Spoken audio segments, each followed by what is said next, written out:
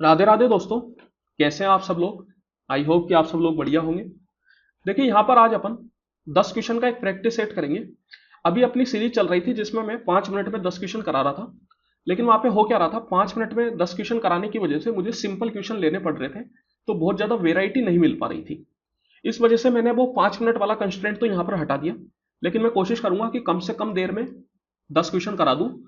तो यहाँ पर आप देखिए, ये जो 10 क्वेश्चन होंगे ये सभी अलग अलग चैप्टर्स से होंगे और सारे क्वेश्चन प्रीवियस ईयर क्वेश्चन ही होंगे। मैंने क्वेश्चन के साथ कौन से एग्जाम में वो आया वो लिखा हुआ है, तो आप चेक कर सकते हैं आगे जाके। चलिए फिर स्टार्ट करते हैं अपन। पहला क्वेश्चन है, यहाँ पर अपन को दो लाइन की इक्वेशन दे रखी और बोला जा रहा है कि ये दोनों पी पॉइंट पर इंटरसेक्ट कर रही है। फिर बोला जा रहा है कि ऐसी कौन सी लाइन होगी जो सेम पी पॉइंट पर इंटरसेक्ट करेगी इन दोनों लाइन के साथ। तो यहां पर आप देखिए, इनको सोल्व करने का आसान सा तरीका है। यहां पर अपन क्या करते हैं, एक्स और वाई की वैल्यू निकाल लेते हैं, मतलब वो पी पॉइंट निकाल लेते हैं जिसपे ये दोनों इक्वेशन इंटरसेक्ट करेगी। फिर उस एक्स वाई को मैं ऑप्शन में डाल के चेक कर लेता हूं। और एक्स और वाई निकालना वैसा ही है जैसे आप अलजेब्रिक इक्वेशन को सोल्व करते हैं। तो एक्स और वाई आपके पास दो वेरिएबल हो गए, दो वेरिएबल दो इक्वेशन, आसानी से आप सोल्व कर सकते हो। तो चलिए यहाँ पर पहली इक्वेशन आपकी बन जाएगी, 3 से मल्टीप्लाई कर लेते हैं अपन सो दैट की डेनोमिनेटर अपना खत्म हो जाए। तो 4×3 = 12x plus Y equal to 8। और इसको अगर मैं 4 से मल्टीप्लाई करूंगा तो ये आ जाएगा अपने पास 2x plus 3y equal to, ये मैं 5/2 को उधर ले गया और फिर 4 से अगर आप मल्टीप्लाई करोगे तो बन जाएगा -10। तो देखिए यहाँ पर अगर आप पहली वाली इक्वेशन को 3 से मल्टीप्लाई करोगे और पहली में से दूसरी को सब्ट्रैक्ट करोगे तो आपके पास यहाँ पर y कैंसिल आउट हो जाएगा। तो 12×3 = 36, 36 - 2 हो गया 34x। ये हो गया 8×3 = 24, 24 और 10 = 34। तो x अपने पास आ गया 1 के बराबर। x 1 आ गया, y की वैल्यू निकाल लेते हैं। दूसरी वाली इक्वेशन में अगर मैं x को 1 डालूं तो देखिए ये आ गया +2, उधर जाएगा तो -2 हो जाएगा। तो -10 और -2 हो गया -12 और -12/3 करेंगे तो -4। चलिए x1 और y -4 डाल के देख लेते हैं कि कौन सी वाली इक्वेशन में सेटिस्फाई कर रहा है। पहली वाली में अगर मैं डालूंगा तो ये आएगा 1 और ये आएगा -3 × -4 दैट इज +12। तो ये आपके पास सेटिस्फाई नहीं करेगा क्योंकि यहाँ पर 1 बच जाएगा। फिर यहाँ पर आएगा आपके पास 4 और 4, तो ये भी नहीं होगा बिकॉज ये 4 और 4 8, 8 और 7 15 आ जाएगा, लेकिन 0 आना चाहिए था। तीसरी वाले में अगर आप डालेंगे तो ये आएगा 3 और ये आएगा +4, तो 3 + 4 7, 7 - 7 0। तो मैं बोल सकता हूं कि ये वाले में सेटिस्फाई कर गया, तो यही अपना आंसर हो जाएगा, option number C. Next question है, यहाँ पर एपी जो है वो परपेंडिकुलर है बीसी के और एक्यू जो है वो बाइसेक्टर है एंगल पीएसी का। मतलब ये वाला जो एंगल है ये बाइसेक्ट हो रहा है एक्यू के द्वारा। तो ये वाला और ये वाला एंगल आपस में बराबर हो गए। एंगल पी ए क्यू और एंगल क्यू ए सी ये आपस में क्या हो गए, बराबर हो गए। तो अपन से एंगल पी क्यू ए पूछ रहा है, ये वाला एंगल अपन से पूछा जा रहा है। देखिए ये वाला जो क्वेश्चन है इसको आपने काफी बार किया होगा सेम डायग्राम के साथ। लेकिन अक्सर क्या होता है कि ये जो ए क्यू है ये अपन को पूरे एंगल बी ए सी का बाइसेक्टर दिया जाता है। एंगल बी ए सी का जो है बाइसेक्टर दिया जाता है ए क्यू। तो उस केस में फिर एंगल पी ए क्यू ये निकालने का डायरेक्ट तरीका होता है, दिस इज इक्वल टू हो जाता है ये angle B minus angle C by 2। और इसका मोड लगा दीजिए सो दैट कि आपको कंफ्यूजन ना हो। तो यहां पर 60 - 30 हो जाएगा 30, 30/2 अगर आप करेंगे तो आ जाएगा 15। तो जो एंगल पी ए क्यू है वो 15 आ गया। अब आपसे अगर एंगल पी क्यू ए पूछ रहा है तो एंगल पी क्यू ए क्या हो जाएगा, ये 90 है वो 15। अपन जानते हैं कि किसी भी ट्राइंगल के तीनों कोण का सम 180 होता है। तो 90 + 15 हो गया 105। 180 में से अगर आप 105 घटाएंगे तो आ जाएगा आपके पास 75 डिग्री। तो फिर उस केस में जो ये एंगल पी क्यू ए ये आपसे जो पूछा जा रहा है ये आ जाता है 75 डिग्री। तो काफी बार अपन क्या करते हैं, जल्दबाजी में क्वेश्चन को ढंग से नहीं पढ़ते और डायग्राम देख के सोचते हैं कि वही चीज होगी जो अपन नॉर्मली करते हैं और फिर इस तरीके से अपने आंसर गलत आते हैं। तो यहां पर आप देखिए क्वेश्चन में सेम डायग्राम रखा लेकिन बस थोड़ी सी चेंज कर दिया। चेंज क्या कर दिया कि ए क्यू जो है वो एंगल पीएससी का बाइसेक्टर बना दिया। इस वजह से ये पूरा क्वेश्चन अलग हो गया। अब ये ए क्यू अगर पीएससी का बाइसेक्टर है तो मैं बोल सकता हूं कि एंगल ये जो ट्राइंगल पीएससी है इसमें अगर आप देखेंगे तो तीनों कोण का सम 180, तो ये 90, ये 30, तो 90 + 30 120। तो ये पूरा जो एंगल है ये आपके पास हो जाएगा 180 - 120 दैट इज 60 डिग्री।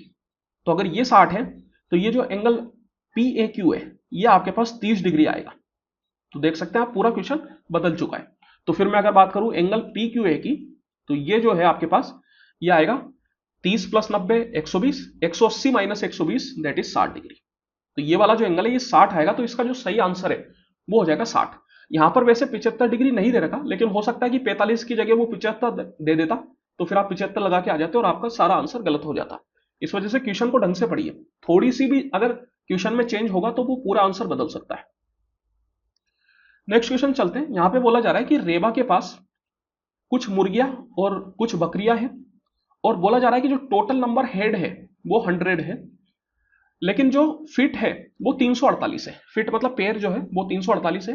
तो अपन से पूछा जा रहा है कि बकरियों की संख्या कितनी होगी। देखिए यहां पे मैं बोल सकता हूं कि कोई भी जानवर हो उसके सिर एक होता है, लेकिन पैरों की संख्या अलग अलग हो जाती है। जैसे बकरी जो है उसके 4 पैर होते हैं, लेकिन जो मुर्गी है उसके 2 पैर होते हैं, लेकिन सिर सबका सेम होता है, मतलब एक ही होता है। तो जितने सिर है उतने ही जानवर हो जाएंगे, दैट मीन्स कि टोटल जानवर की संख्या 100 हो जाएगी। तो उस हिसाब से अगर मैं सबके मान लू कि सबके 2 ही पैर होते तो टोटल पैर कितने आने चाहिए थे? 100 इंटू 2, 100 जानवर है, सबके 2 पैर, तो 200 पैर आने चाहिए थे, लेकिन पैरों की संख्या तो यहां पे 348 है। तो एक्स्ट्रा पैर किस वजह से? तो एक्स्ट्रा पैर जो है 148 वो इसलिए है क्योंकि अपन ने 2 पैर लेके चले थे, लेकिन बकरियों के 2 पैर एक्स्ट्रा है। तो ये जो एक्स्ट्रा पैर है ये सारी बकरियों में एक्स्ट्रा है, तो इसको आप 2 से डिवाइड कर देंगे तो ये अपने पास आ गया 74। दैट मीन्स कि बकरियों की संख्या क्या हो गई? 74। तो ऑप्शन नंबर बी। अगर यहां पर आपसे मुर्गियों की संख्या पूछ रहा होता तो टोटल जानवर 100 है, 100 माइनस 74 कर दीजिए, 26 आ जाएगा। चलिए नेक्स्ट यहां पर ट्रिग्नोमेट्री का एक बढ़िया क्वेश्चन है। तो सिलेक्शन पोस्ट फेज 9 में आया हुआ है, मैंने अपनी तरफ से नहीं बनाया, प्रीवियस ईयर क्वेश्चन ही है। तो यहां पर आप देखिए काफी सारे जो ट्रिग्नोमेट्रिक कंसेप्ट है वो इस्तेमाल हो रहे हैं, एक एक करके करते हैं। सबसे पहला कंसेप्ट तो यहां पर आप देखिए, एक फॉर्मूला अपने पास होता है tan 90 minus theta equal to cot theta. तो यहां पर आप देखिए tan 25 का मतलब क्या हो जाएगा? मैं बोल सकता हूं, इसको उल्टा भी लिख सकते हो आप, जैसे tan theta equal to cot 90 minus theta भी बोल सकते हो, सेम बात होती है। तो यहां पर अगर tan 25 की मैं बात करूं तो वो क्या हो जाएगा? Cot 90 minus 25 that is cot 65। तो ये कोट 65 इंटू कोट 65, ये आपके पास बन जाएगा कोट स्क्वायर 65, और फिर बाद में है कोसेक स्क्वायर 65। तो यहां पर एक फॉर्मूला होता है आपके पास, फॉर्मूला क्या होता है? तो cosec square theta minus cot square theta is equal to 1। तो यहां पर आप देख सकते हो बराबर एंगल है, तो ये माइनस साइन अगर मैं कॉमन लूंगा तो ये cosec square minus cot square बन जाएगा, दैट इज, तो ये ओवरऑल आ जाएगा -1 के बराबर। फिर मैं बात करूं cot square 61 minus sec square 29। तो सेम तरीके से यहां पर आप बोल सकते हो कि भैया कोट का तो अभी अभी अपन ने फॉर्मूला देखा ही सही, कोट का यहां पर आप बोल सकते हो कि cot theta equal to tan 90 minus theta मैं बोल सकता हूं, तो कोट 61 इक्वल टू मैं क्या बोल सकता हूं? tan 29। तो ये जो कोट स्क्वायर 61 है इसकी जगह मैं tan स्क्वायर 29 लिख सकता हूं, और फिर बाद में आपके पास है सेक स्क्वायर 29। तो यहां पर जैसे कोसेक स्क्वायर में एक फॉर्मूला होता है, सेम तरीके से सेक में भी होता है, sec square theta minus tan square theta is equal to 1। तो यहां पर भी अगर आप माइनस साइन कॉमन लेंगे तो this is also equal to -1। तो जो आपका न्यूमरेटर है वो आ गया -1 और -1 मिला के -2 डिवाइड बाय। यहां पर अगर आप डेनोमिनेटर देखेंगे तो डेनोमिनेटर में एक सीरीज आपके पास चल रही है 5 7 9 इस तरीके से ओड नंबर की सीरीज है। तो यहां पर अपन एक फॉर्मूला इस्तेमाल करेंगे। फॉर्मूला क्या होता है अपने पास? तो देखिए सबसे पहले तो ये जो साइन है इसको अपन कोस में चेंज कर सकते हैं, sine theta equal to cos 90 minus theta. तो ये जो साइन 85 है इसको मैं लिख सकता हूं कोस 5, 90 माइनस 85 अगर मैं करूंगा तो 5 बन जाएगा। सेम तरीके से यहां पे 85 से पहले क्या आ रहा होगा? ये ओड नंबर की सीरीज है तो 83 आ रहा होगा। उस 83 को मैं क्या लिख सकता था? उस साइन स्क्वायर 83 को मैं कोस स्क्वायर 7 लिख सकता था। तो यहां पर आप देखिए ये साइन स्क्वायर 5 और साइन स्क्वायर 7, और फिर उधर पीछे की साइड से अगर अपन देखेंगे तो वो सीरीज अपने पास बनेगी cos square 5 cos square 7 cos square 9 इस तरीके से। तो यहां पर sine square theta plus cos square theta equal to 1 होता है, तो उसका इस्तेमाल आप कर सकते हैं। तो देखिए ये क्या होगा? ये यहां पर मैं बोल सकता हूं कि 5 7 9 इस तरीके से 43 तक सीरीज जाएगी अपने पास साइन के साथ, और इधर से पीछे सीरीज आएगी 5 7 9 43 तक कोस के साथ, बीच में एक 45 बचेगा। तो ये 5 7 9 से लेके 43 और ये 43 से लेके 5, ये सारे मिला के 1 1 बनते जाएंगे। Sine square 5 plus cos square 5 1, sine square 7 plus cos square 7 1, इस तरीके से आपके पास 1 बनते जाएंगे। और ये कितने 1 बनेंगे? तो यहां पर आप देखिए 5 से लेके 43 ये कितने नंबर है? जैसे अगर मैं 5 से पहले 1 और 3 भी यहाँ पे लगा दूं तो 1 से लेके 43 तक सीरीज बन गई। इसमें कितने ओड नंबर है? तो मैं बोल सकता हूँ कि 43 में 1 जोड़ के डिवाइड बाय 2 कर दीजिए, मतलब 44/2, दैट इज 22 नंबर होंगे। लेकिन यहाँ पे 1 और 3 नहीं है तो उसको अपन सब्ट्रैक्ट कर देते हैं, मतलब 2 नंबर अपने सब्ट्रैक्ट हो गए। तो ये अपने कितने बन गए? 20 नंबर। तो यहाँ पर आपके पास 20 आ जाएगा। लेकिन बीच में जो ये 45 रहेगा ये अकेला रह जाएगा, इसका कोई भी जोड़ीदार यहाँ पे नहीं बनेगा। साइन 45 अपन जानते हैं 1/√2 होता है, और उसका स्क्वायर अगर मैं करूंगा तो आ जाएगा 1/2। तो यहां पर अगर आप इसको सोल्व करेंगे तो देखिए ये आपके पास बन गया -2 डिवाइड बाय 20 दूनी 40 और 1 41/2। तो ये आ गया आपके पास -4/41। Option number D. Next question है, यहां पे बोला जा रहा है कि sum of mean proportion between 10.8 and 4.8 and the third proportional of 2 and 4। तो देखिए ये 10.8 और 4.8 का जो मीन प्रोपोर्शन है वो सबसे पहले अपन को निकालना है। मीन प्रोपोर्शन का मतलब क्या होता है? जैसे कि अगर 3 नंबर आपके पास प्रोपोर्शन में है ए बी सी, तो ये जो बी है ये इन दोनों का मीन प्रोपोर्शन होता है, और इसको निकालने का डायरेक्ट तरीका होता है B equal to square root A C. तो यहां पर आप बोल सकते हो कि ए और सी आपको दे रखा है, दैट इज 10.8 और 4.8, और आपसे बी पूछा जा रहा है। तो ये बी कितना हो जाएगा? स्क्वायर रूट में 10.8 इंटू 4.8। तो इसको अगर आप सोल्व करेंगे तो यहां पर देखिए, यहां पर मैं बोल सकता हूं कि 108 इंटू 48 बन गया वैसे तो, और लिख लेते हैं, चलिए थोड़ा तोड़ लेते हैं, तोड़ना पड़ेगा इसको अपन को। तो 108 को मैं क्या लिख सकता हूँ? 108 होता है अपने पास 54 इंटू 2, और 54 होता है 27 इंटू 2, मतलब ये हो गया 27 इंटू 4। 27 का मतलब हो गया 3 का क्यूब, इंटू 4 का मतलब हो गया 2 का स्क्वायर। और 48 की अगर मैं बात करूं तो ये हो जाता है 16 3 48, मतलब 3 की पावर 1 इंटू 2 की पावर 4। और यहां पे अगर आप डिस्मल हटाएंगे तो इधर भी नीचे में 10 आएगा, इधर भी नीचे में 10 आएगा, तो वो मिला के 100 बन जाएगा। तो देखिए ये आपके पास हो गया 3 की पावर 4 हो गई। 3 की पावर 4 को अगर आप स्क्वायर रूट से बाहर लेंगे तो 3 की पावर 2, और ये 2 की पावर 6 बन गई। 2 की पावर 6 को बाहर लेंगे तो 2 की पावर 3 रह जाएगी, और 100 को अगर आप बाहर लेंगे तो 10 बन जाएगा। तो ये आ गया 3 का स्क्वायर 9, 9 इंटू 8 72, 72/10 मतलब 7.2। फिर यहां पर बोला जा रहा है कि इन दोनों का थर्ड प्रोपोर्शन आपको निकालना है। तो थर्ड प्रोपोर्शन मतलब यहां पे अपन को ए और बी दे रखा है, सी निकालना है। तो बी में बोल सकता हूं 4 आ जाएगा, इक्वल टू स्क्वायर रूट में 2 इंटू सी। सी अपन को यहां पे निकालना है। दोनों साइड स्क्वायर करेंगे तो 4 का स्क्वायर 16 इक्वल टू 2c। तो देखिए सी इक्वल टू कितना आ गया? 16/2, मतलब 8 के बराबर। और इन दोनों को आपको करना है सम, तो 8 प्लस 7.2 अगर आप करेंगे तो आ जाएगा 15.2। Option number D. The compound interest on 4,000 at the rate of 5% per annum is 630.5. Find the time period. तो यहां पे अपन को प्रिंसिपल दे रखा है, कंपाउंड इंटरेस्ट दे रखा है, रेट ऑफ इंटरेस्ट दे रखा है, टाइम अपन से पूछा जा रहा है। और यहां पर कुछ भी नहीं दे रखा, तो अपन को ये मान के चलना है कि जो कंपाउंडेड है वो एनुअली हो रहा होगा, क्योंकि यहां पर अगर उसने कुछ भी नहीं दे रखा तो फिर मान के यही चलेंगे। तो यहां पर आप देखिए अपन क्या करते हैं, पहले निकाल लेते हैं कि ये जो कंपाउंड इंटरेस्ट है ये प्रिंसिपल का कितना परसेंट है, ताकि अपन को कंबाइंड रेट ऑफ इंटरेस्ट मिल जाए। तो उसके लिए आप सीधा 630.5 डिवाइड बाय 4000 मल्टीप्लाई 100%। ये 2 जीरो तो आपका कैंसिल आउट हो ही गया। तो ये मैं बोल सकता हूं ये आ गया आपके पास 63.05 डिवाइड बाय 4। तो इसको अगर आप सोल्व करेंगे तो देखिए 4 एकम 4, 23 का मतलब 4 पंजे 20, और 4 पंजे 20 मतलब ये हो गया 30। तो 4 का 7 बार में 28, और 25 का मतलब 4 का 6 बार में 24। तो ये आपके पास 15.7625 ऐसे कुछ आ जाएगा, ठीक है। इधर शायद 625 आएगा, इतना परसेंट। तो ये लगभग 15.76% बन रहा है। तो अब 5% के हिसाब से देखिए, अगर मैं सिंपल इंटरेस्ट पे बात करता तो 3 साल में अपना 15% बनता, लेकिन ये कंपाउंड इंटरेस्ट है। तो कंपाउंड इंटरेस्ट है, इसका मतलब ये है कि 3 साल में 15% से ज्यादा बनेगा। तो यहां पर आप सीधा सीधा बोल सकते हो कि ये और ये, तो आपका आंसर वैसे भी नहीं हो सकता। आंसर या तो 3 साल होगा या 3.5 साल होगा। अगर मैं 3.5 साल में बात करूं 5% के हिसाब से, तो कितना परसेंट बनेगा? तो देखिए 3 साल में 15% और आधे साल का 2.5%, तो 17.5% चला जाएगा। तो 17.5% से तो कम है, इसका मतलब ये भी नहीं हो सकता। तो फिर एकमात्र ऑप्शन बचा, ऑप्शन नंबर सी, यही अपना आंसर हो जाएगा। In an examination 54% candidates passed in science and 42% failed in mathematics. If 32% failed in both subject, then what percent of students passed in both subject? तो चलिए यहां पर एक वेन डायग्राम अपन बना लेते हैं। वेन डायग्राम से चीजें आसानी से दिखने लग जाती है। तो यहां पर अपने पास 2 सब्जेक्ट है, तो 2 सब्जेक्ट ले ली मैंने। ये हो गई साइंस, ये हो गई मैथ्स।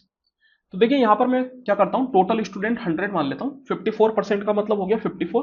तो साइंस में जो है वो 54 स्टूडेंट पास हुए हैं। तो N of S equal to आ गया आपके पास 54। एन का मतलब है नंबर ऑफ पर्संस और एस का मतलब है साइंस। फिर बोला जा रहा है कि 42% मैथ्स में फेल हुए हैं। टोटल 100 है, उसमें अगर आपके पास 42 लोग मैथ्स में फेल हुए हैं तो पास कितने हुए हैं, 100 minus 42, that is equal to कितना, 58। तो मैथ्स में जो पास होने वाले लोगों की संख्या है वो आ गई 58। अब ये 58 और 54 दोनों में ही वो लोग भी होंगे जो दोनों में ही पास हुए हैं। अब बोला जा रहा है कि 32% लोग ऐसे हैं जो दोनों में फेल हुए हैं। अगर 32% दोनों में फेल हुए हैं तो मैं बोल सकता हूं कि कम से कम एक में पास होने वाले लोगों की संख्या कितनी आ जाएगी, 100 माइनस 32। और कम से कम एक मतलब होता है यूनियन, तो उसको अपन बोल सकते हैं n s union m. Union का मतलब ही है कि कम से कम एक, या तो साइंस या मैथ या फिर दोनों भी हो तो कोई दिक्कत नहीं है। तो उनकी संख्या हो जाएगी 100 minus 32, that is equal to 68। तो यहां पर अपन से पूछा जा रहा है कि दोनों सब्जेक्ट में पास होने वालों की संख्या कितनी होगी। तो देखिए उसका डायरेक्ट तरीका होता है number of s intersection m is equal to n s plus n M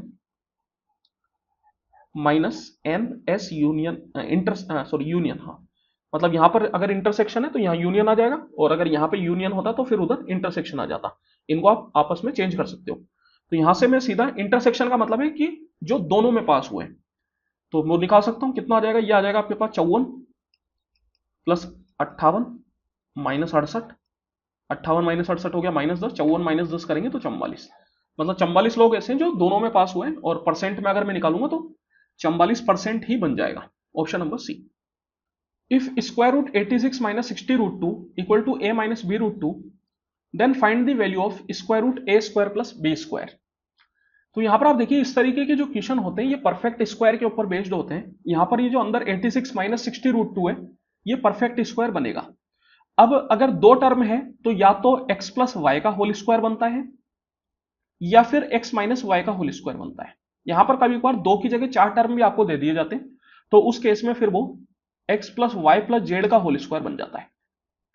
यहां पर दो टर्म है तो इन दोनों में से ही कोई होगा, और अगर बीच में माइनस साइन है तो मैं बोल सकता हूं कि x माइनस वाई का होल स्क्वायर बनेगा। अगर बीच में प्लस साइन होता तो फिर x प्लस वाई का होल स्क्वायर बनता।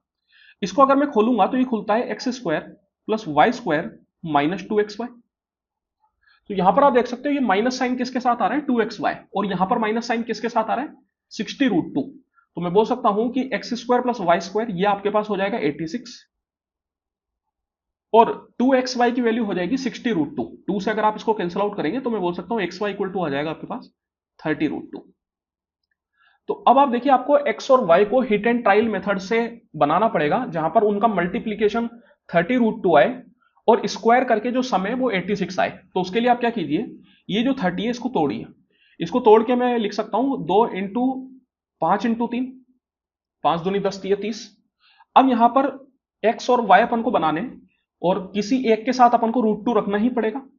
दोनों के साथ तो नहीं रख सकते, और ऐसा भी नहीं हो सकता कि दोनों के साथ ही नहीं रखे, किसी एक के साथ रखना पड़ेगा, चाहे x के साथ रख लो चाहे y के साथ रख लो। तो यहां पर आप देखिए अगर मैं 5 दिए 15 एक टर्म बनाऊं तो 15 का स्क्वायर तो 225 चला जाएगा, वो पॉसिबल ही नहीं है। 5 दूनी 10 बनाऊं तो वो भी पॉसिबल नहीं है, क्योंकि उसका स्क्वायर भी 100 हो जाएगा। अपन को इन दोनों के स्क्वायर का सम 86 रखना है, मतलब 100 से नीचे रखना है। तो यहां पर देखिए एक तरीका तो आप बोल सकते हो कि मैं 3 दूनी 6 और 5 रूट 2 ये बना लू। इनका स्क्वायर करके देखते हैं। 5 रूट 2 का अगर आप स्क्वायर करोगे तो ये आपके पास आ गया 25 दूनी 50। सेम तरीके से अगर आप 3 दूनी 6 का स्क्वायर करोगे तो ये आ जाएगा 36, और 50 प्लस 36 ये आपके पास हो जाता है 86। मतलब मैं बोल सकता हूं कि मल्टीप्लीकेशन करने पे आ गया 30 रूट 2 और स्क्वायर करके सम करने पे आ गया 86। तो x की वैल्यू आ गई 5 रूट 2 और y की वैल्यू आ गई 6। तो यहां पर अपन ने x और y की तो वैल्यू निकाल ली, लेकिन बीच में माइनस साइन है, इसलिए इन दोनों में से किसी एक के साथ माइनस साइन लगाना है। तो माइनस साइन किसके साथ लगेगा, तो देखिए जब कभी भी आप स्क्वायर रूट की बात करते हो तो स्क्वायर रूट हमेशा पॉजिटिव वैल्यू देता है, वो कभी भी नेगेटिव वैल्यू नहीं दे सकता। तो यहां पर अपन को देखना है कि 5 रूट 2 और 6 इन दोनों में से कौन सा बड़ा है। जो छोटा होगा उसी के साथ माइनस साइन लगेगा, क्योंकि बड़े में से छोटे को अगर मैं घटाऊंगा तभी मेरे पास पॉजिटिव वैल्यू आएगी। तो यहां पर आप देखिए रूट 2 होता है 1.414। अगर आप 5 को 1.414 से मल्टीप्लाई करोगे तो ये 7 से ऊपर आएगा, और ये है 6, तो मैं बोल सकता हूं छोटा कौन हुआ, 6 हुआ। तो जो इसकी वैल्यू है ये आपके पास आएगी 5√2 - 6 and this is equal to आपको दे रखा है a - b√2। तो यहां पर आपको क्या करना पड़ेगा, यहां पे इसको घुमा के लिखना पड़ेगा। तो यह आपको इस तरीके से लिखना पड़ेगा -6 -5√2 and this is equal to a - b√2। तो यहां से a जो है वो -6 आएगा और b जो है वो a - 6 आएगा और b आएगा -5।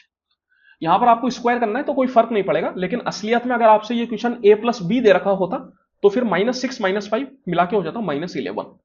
तो इस बात का आपको ध्यान रखना है। तो यहां पर अगर आप स्क्वायर करके सम करोगे तो देखिए 6 का स्क्वायर 36, 5 का स्क्वायर 25, 36 + 25 कितना हो गया आपके पास। तो यहां पर मैं बोल सकता हूं कि 36 + 25 दैट इज हो गया 61।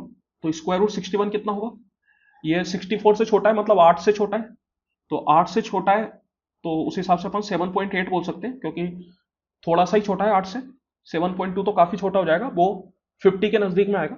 इस वजह से आंसर क्या हो जाएगा, option number B. The product of these, इनका प्रोडक्ट अपन से पूछा जा रहा है। तो देखिए इस तरीके के क्वेश्चंस को अगर आप नॉर्मली करेंगे तो टाइम लगेगा, क्योंकि 3 डिजिट का मल्टीप्लीकेशन है, थोड़ा टाइम तो जाएगा ही सही। और यहां पर अगर आप देखेंगे तो यूनिट डिजिट सबकी सेम है। तो ये जो क्वेश्चन आपसे पूछे जाते हैं ये ट्रिक के ऊपर पूछे जाते हैं। यहां पर अगर आप ध्यान से देखेंगे तो 277 को मैं 300 - 23 लिख सकता हूं और 323 को मैं 300 + 23 लिख सकता हूं। डिजिटल सम यहां पर अपन इस्तेमाल कर सकते हैं, हो सकता है कि डिजिटल सम से आंसर आ जाए। कभी कभार ऐसा भी होता है कि कोई 2 ऑप्शन सेम आ गए तो फिर डिजिटल सम भी नहीं चल पाता। आप चाहे तो यहां पे करके देख लेना, लेकिन मेन यहां पर क्या है, ये जो क्वेश्चन है वो इस a - b × a + b वाले फॉर्मूले के ऊपर बेस्ड है। इन दोनों का मल्टीप्लीकेशन क्या बन जाता है, a² - b², दैट मींस 300² - 23²। 300 का स्क्वायर क्या हो जाएगा, 3 का स्क्वायर 9 और 00 का स्क्वायर 40 और 23 का स्क्वायर हो जाता है अपने पास 529। तो यहां 10 में से 9 गया 1, 9 में से 2 गया 7, फिर 9 में से 5 गया 4, ये 9 और ये 8, तो आ जाएगा 89471, ऑप्शन नंबर ए। नेक्स्ट है यहां पे find the difference between square of the greatest value and the least value of p if the number is divisible by 3। देखिए यहां पर अपन को ग्रेटेस्ट वैल्यू और स्मॉलेस्ट वैल्यू के स्क्वायर का डिफरेंस बताना है। डिफरेंस बिटवीन स्क्वायर्स ऑफ, मतलब पहले स्क्वायर करना है फिर उनका डिफरेंस निकालना है।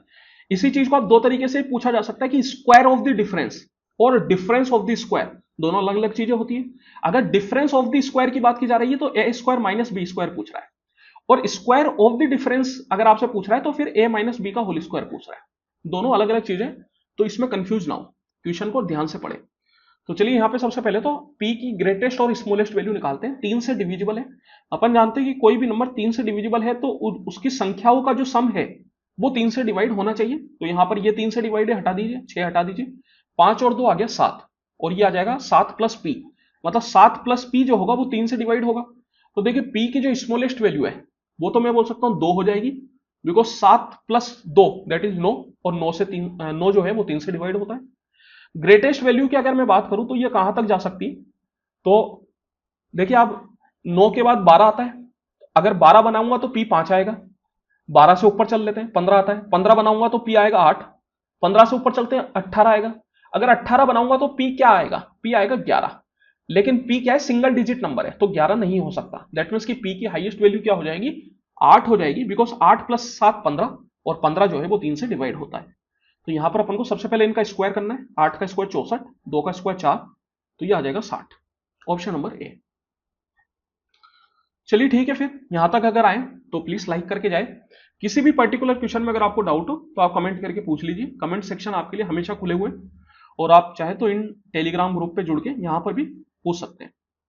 ठीक है, मिलते हैं फिर अपन अगली वीडियो में, तब तक के लिए बहुत बहुत धन्यवाद।